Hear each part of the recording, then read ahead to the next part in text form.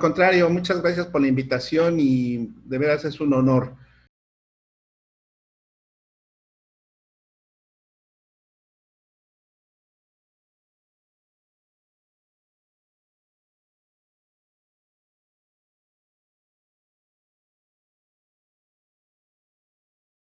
Bueno, hoy por hoy el problema de las infecciones respiratorias, sobre todo las agudas, sigue siendo un grave problema de salud.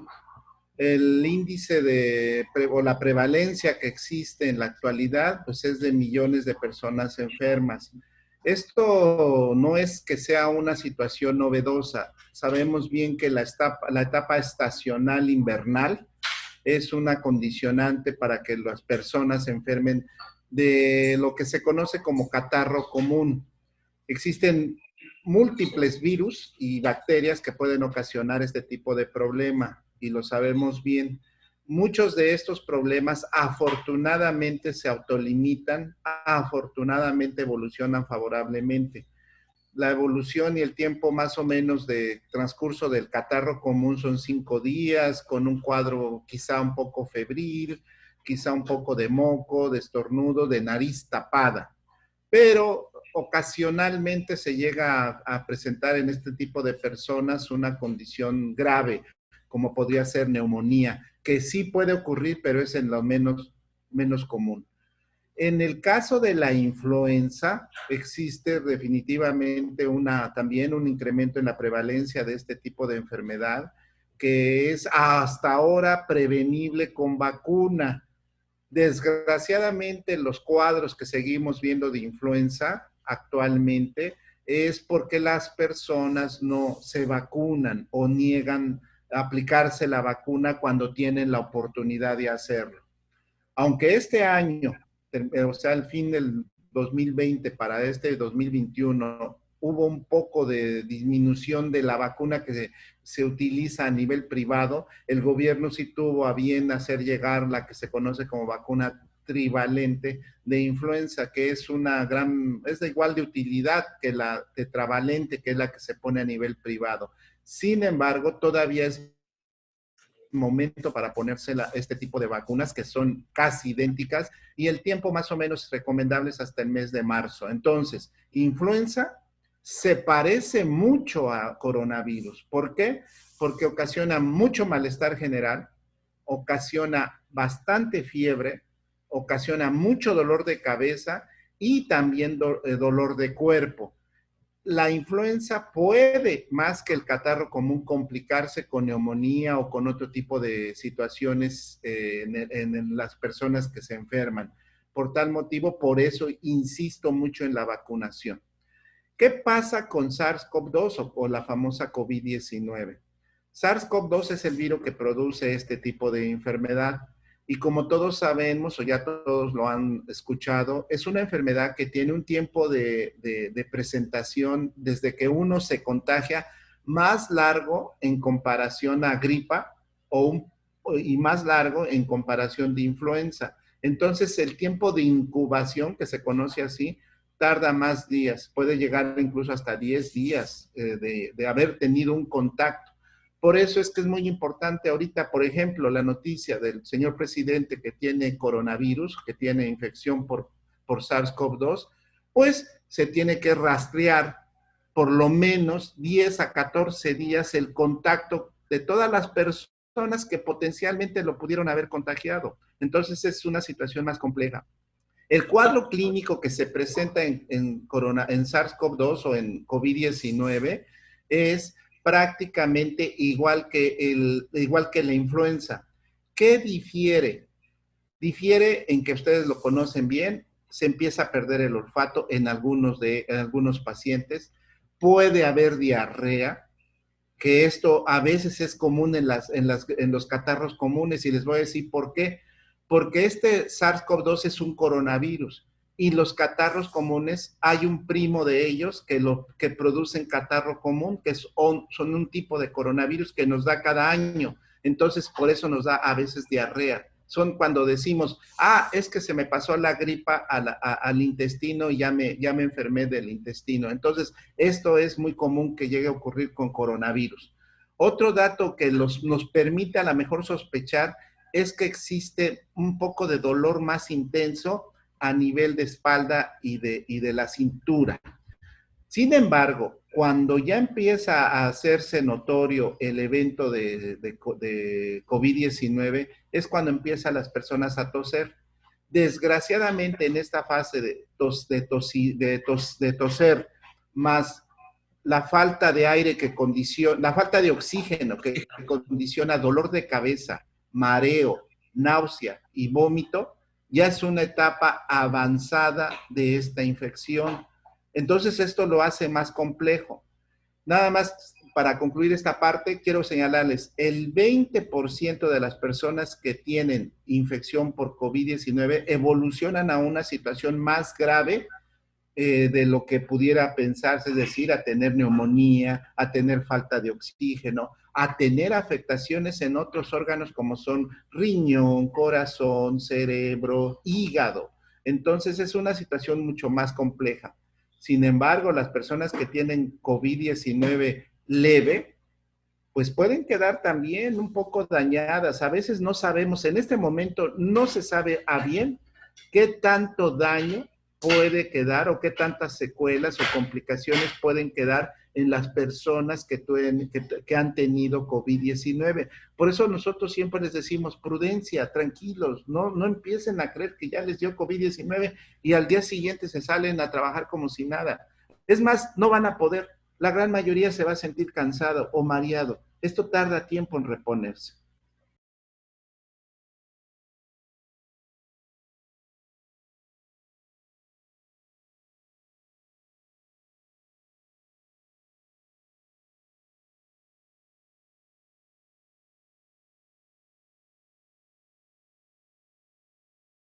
Así es. De hecho, el tener una enfermedad previa como diabetes, hipertensión, cáncer o cualquier otro tipo de enfermedad pulmonar, entre ellas alergias no controladas, asma no controlada, ¿qué significa? Que tenemos una inflamación, es decir, todos hemos escuchado que nos dicen, tómate esto es para que no estés en una etapa de oxidación. Bueno, la oxidación es sinónimo de inflamación. Entonces nuestro cuerpo está inflamado.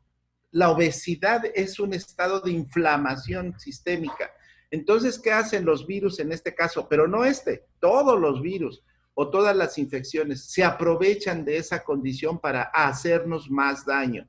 Por lo tanto, el problema no radica en la infección como tal, sino en cómo nos encontramos para defendernos de la infección. Por eso es que tanto se ha insistido en que en algunos grupos médicos que no es el hecho de esperar a que el paciente evolucione a llegar al hospital, sino que se tiene que dar el tratamiento lo más tempranamente posible para limitar el progreso de esa inflamación agregada a lo que ya el paciente ya traía. Entonces es muy difícil porque todos decimos, no, pues ya me dio coronavirus, sí, pero a ver cómo estás. ¿Tienes hipertensión? Sí, pero no me siento mal. No, es que ya te puede dar mal. Oye, que tengo diabetes. Sí, pero hay que ver cómo está tu diabetes, porque tener diabetes hay pacientes que me han reportado azúcar hasta 400 o 500. Entonces dices, no es posible que te hayan descontrolado tanto.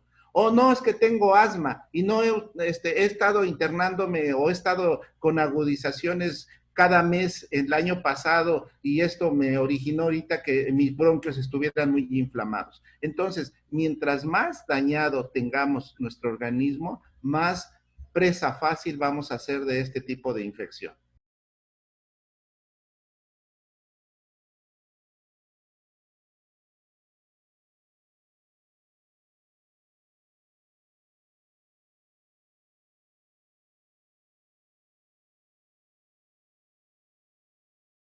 Así es, y esto es muy importante.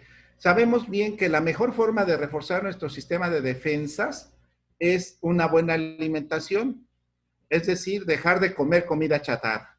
Eso lo tenemos que hacer desde ya este momento. La otra condición es comer o tener una ingesta correcta de alimentos que nos den vitaminas, minerales, proteínas. Habitualmente los peces, los pescados y los vegetales.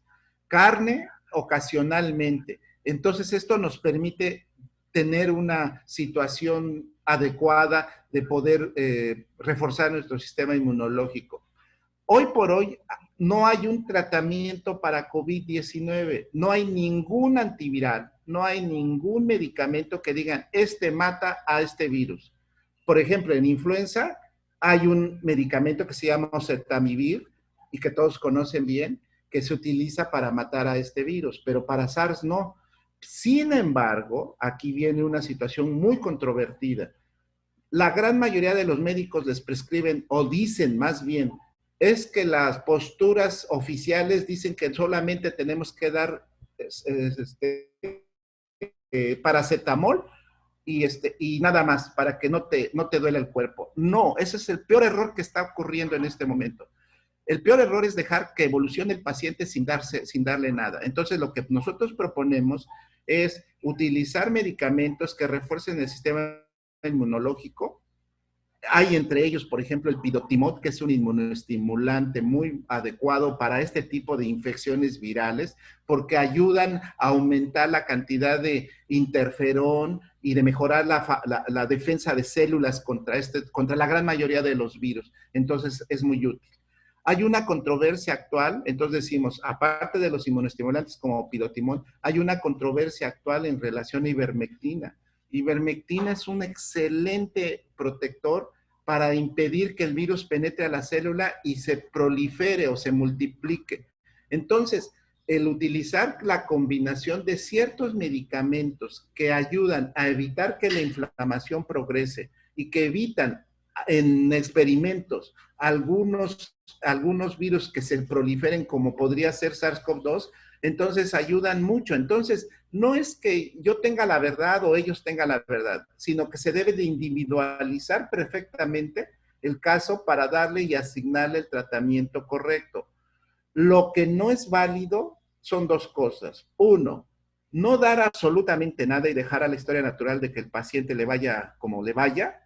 O dos, exagerar las recetas a nivel ambulatorio cuando el paciente, por ejemplo, no tiene ni fiebre. Esto sucede muy frecuentemente en las farmacias similares, donde les dan antibiótico como si estuvieran dando confeti. Entonces, ahí sí yo sí les hago una atenta petición de que tengan mucho cuidado con qué médico acudir para que reciban un tratamiento adecuado. Correcto, doctor. Entonces, no hay un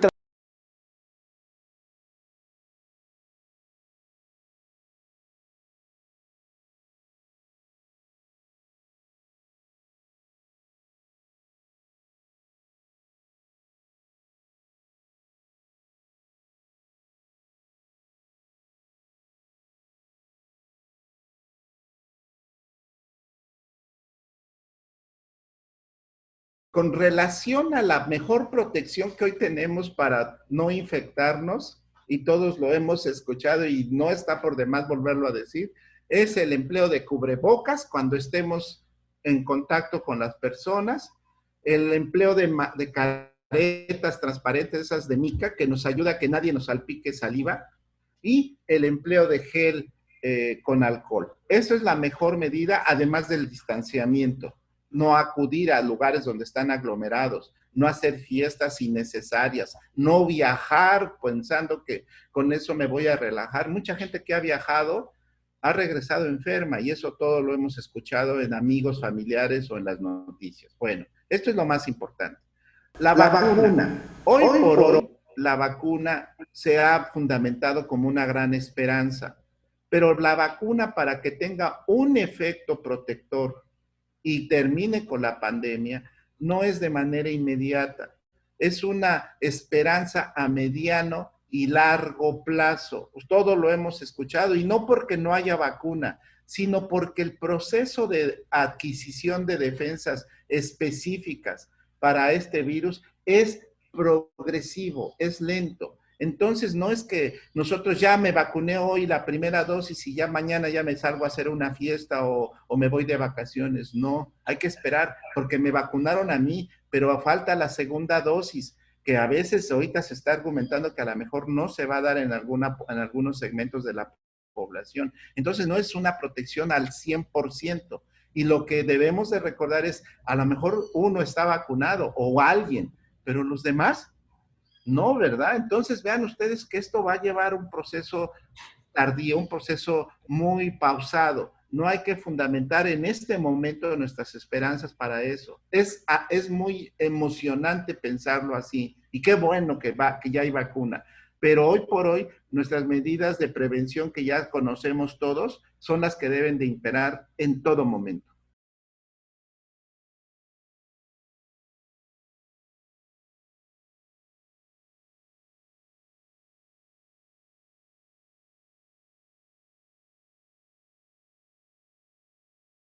No se sabe. No se sabe. De hecho, los estudios máximos que se han llevado hasta el momento son alrededor de 6 meses, los que se han considerado como una posibilidad de protección. Más allá de protección, es desconocida. Acuérdense que cada persona es un mundo, así que cada individuo es diferente. Yo puedo reaccionar diferente a lo que usted, Joel, a la que otras personas, etcétera. Entonces, no debemos de considerar que esto sea a la mejor permanente. Simplemente el ejemplo sencillo, influenza se tiene que vacunar cada año. Entonces, imagínense, eso es para influenza. Para coronavirus no sabemos si se debe de reforzar cada 6 meses después, si se debe de reforzar cada año, si va a dejar una inmunidad permanente de la vacuna, porque apenas estamos empezando a conocer este bicho. Entonces, realmente sí les pido que tengamos mucha tranquilidad, mucha prudencia, esperar que todo vaya bien. Es lo que todos deseamos, que todo salga bien y que no vaya a empezar a haber una situación que conocemos, que empiecen a faltar la provisión de la llegada de las vacunas, que las vacunas se utilicen mal, que se empiecen a aplicar inadecuadamente, todo lo que conocemos que puede suceder. Pero si confiamos en lo que nos dicen que va a suceder, pues a lo mejor sí llegamos a tener un buen pronóstico a mediano plazo.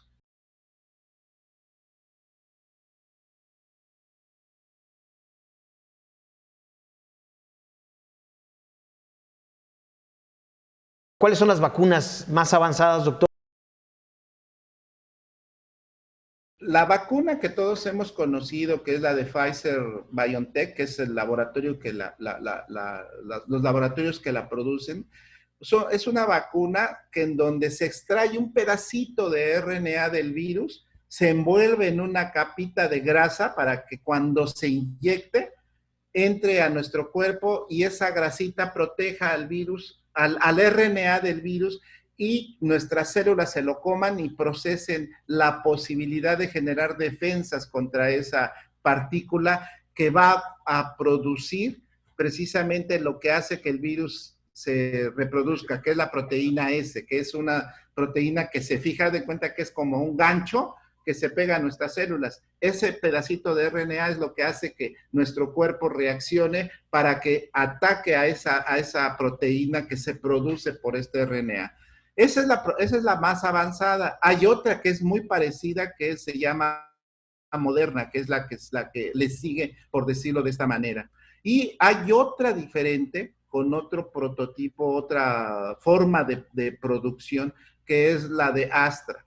Astra es un tipo de vacuna en donde el virus que se utiliza para meterlo a nuestro cuerpo es un virus que es de un virus que nos infecta, es decir, hagan de cuenta que tenemos la partícula del coronavirus y se le tiene que meter en una cápsula. En este caso se le mete en una cápsula de otro virus que se llama, que se llama virus un adenovirus de chimpancé. Este virus nos permite entonces que al entrar a nuestro cuerpo, pues prácticamente nuestro cuerpo no reconozca eso, no genere una defensa y no destruya la envoltura, permita que el virus llegue a nuestras células que se comen esa parte y generen todo el proceso de producción de anticuerpos. Entonces, esta es la que nosotros en México se va a producir y que va a envasar, por decirlo así, de esta manera,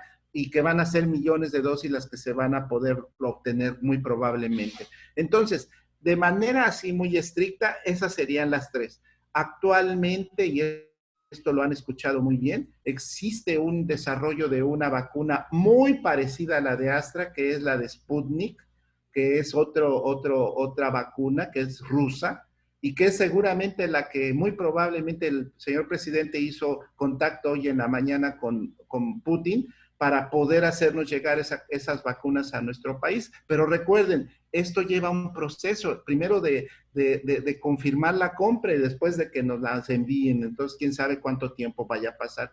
Y hay otro tipo de vacunas, que esas todavía están en un proceso de ensayo todavía, que son las vacunas chinas. Son bastantes. Entonces, realmente las que ahorita yo acabo de mencionar serían, por decirlo de esta manera, las que hoy por hoy tienen un lugar más preponderante a nivel mundial y que muy probablemente tengamos en México. ¿Y cuáles entonces serían las contraindicaciones? Realmente aquí hay una situación. A ver, o te quieres, dicen, es que la vacuna me va a producir alergia. Sí, puede producir, sobre todo la de Pfizer, BioNTech, ahorita que mencionó que hay una reacción alérgica, solamente que yo hubiera tenido anafilaxia. Anafilaxia es cuando, ustedes recordarán o lo saben, que cuando alguien se pone penicilina, se le cierra la garganta, se enroncha, le falta el aire, se desvanece, se desmaya, toda su circulación se altera. Eso se llama choque anafiláctico. La única contraindicación para poner la vacuna de Pfizer es que la persona haya tenido un choque anafiláctico anterior a que alguna de las sustancias que tiene la vacuna. Y les voy a decir cuáles sustancias tiene esta vacuna de Pfizer.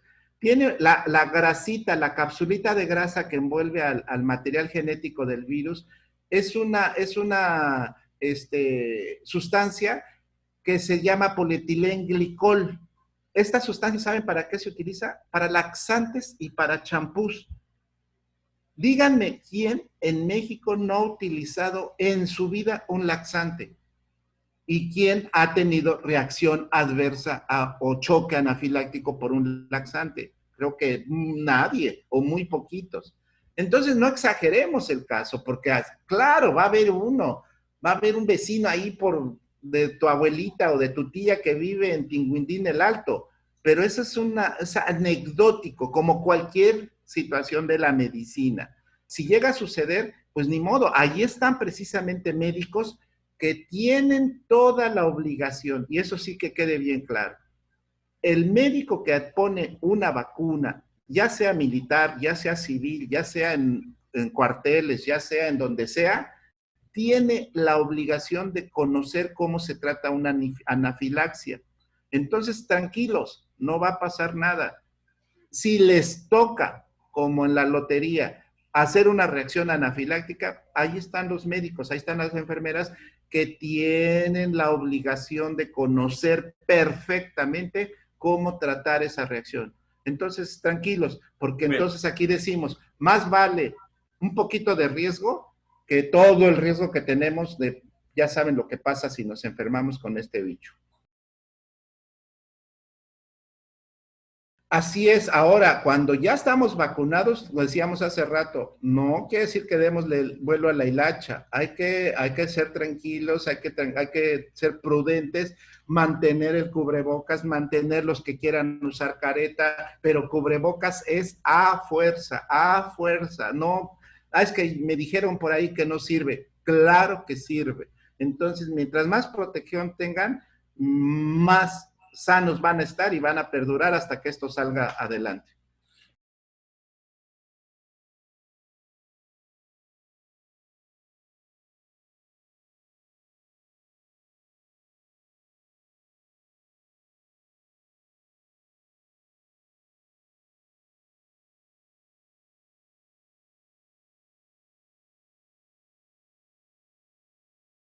Así es, y debemos de ser muy ya vamos viendo algo de luz.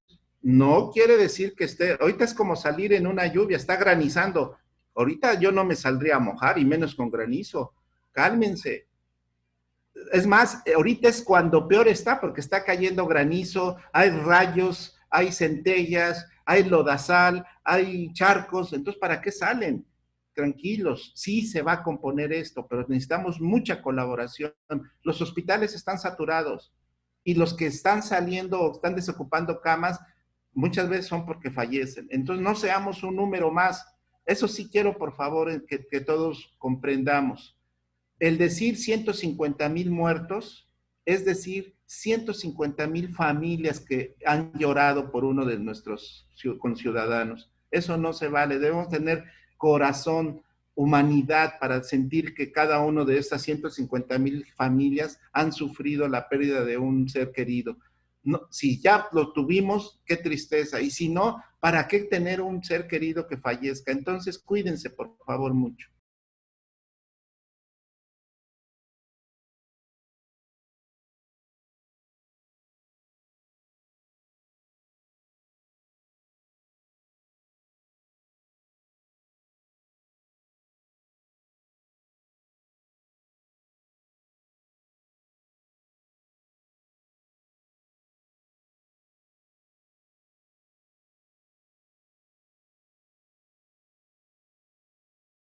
Así es, ya la dosificación, el médico lo tiene que prescribir y lo tienen que seguir ustedes como se los está señalando.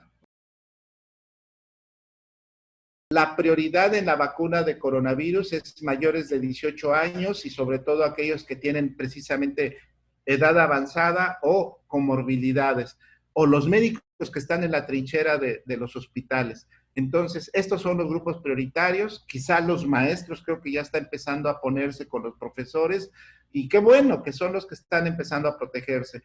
Pero lo más importante es que hoy por el momento los niñitos, no, porque ellos no se enferman, pero sí pueden traer el virus, ¿eh? Entonces, el tener un niñito, qué bueno que los están teniendo en su casa y los cuiden mucho y así debe ser. Pero cuidado, porque el niñito puede traer el bicho y andar contagiando a media familia. Entonces, eso por el momento no. Y si llega a haber una situación de holgura, de producción en exceso de vacunas, entonces ya se incluyen a los niñitos. Yo los exhorto a mis colegas médicos que hoy por hoy el tener catarro, tos, fiebre, malestar general, dolor de garganta, es COVID, hasta no demostrar el contrario, y tenemos como médicos la obligación de diagnosticarlo o diagnosticar otra cosa, pero hacer esa consideración nos ayuda mucho a nosotros porque obviamente nos facilita nuestra prescripción y desde luego a los pacientes porque les ayudamos lo que ellos necesitan. Al Muchísimas gracias. contrario, y muchas gracias por la invitación y pásenla muy bien.